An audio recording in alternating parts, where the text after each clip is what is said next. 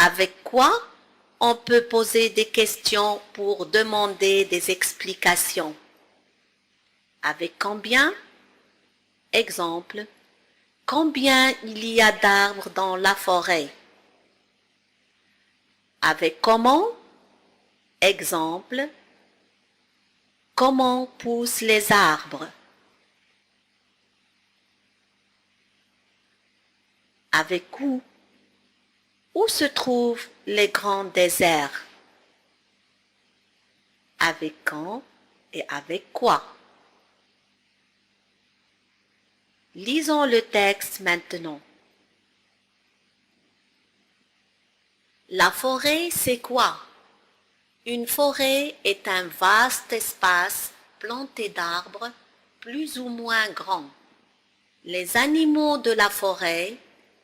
Dans une forêt, on trouve de nombreux animaux comme le lièvre, l'écureuil, l'oiseau. La forêt et l'homme, quelle relation?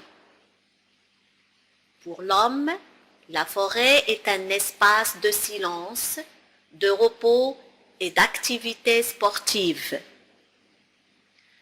De combien de parties se compose ce document? Il se compose de 2 parties, de 3 parties ou de 4 parties? Bonne réponse.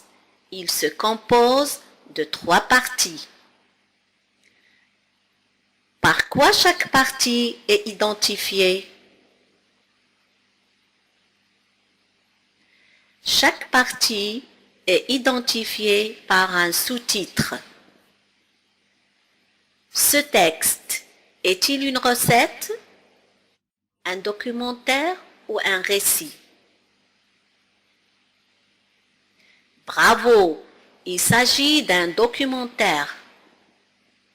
De quoi parle ce documentaire? Il parle de la forêt, des animaux ou de l'homme? Ce documentaire parle de la forêt. Tu as raison. À qui est destiné ce documentaire? Il est destiné à moi, à toi, à nous tous. Que nous explique-t-il? Il nous explique l'importance de la forêt, n'est-ce pas?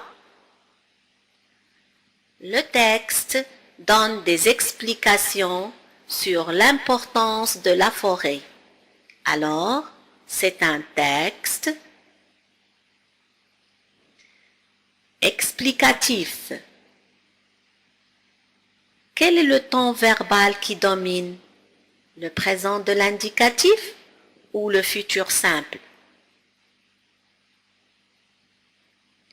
Le temps qui domine dans le texte est le présent de l'indicatif.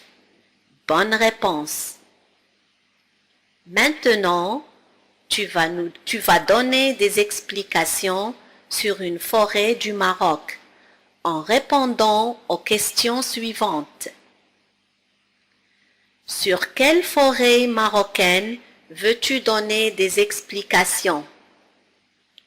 Sur la forêt Marmora, la forêt Harhora, une autre forêt?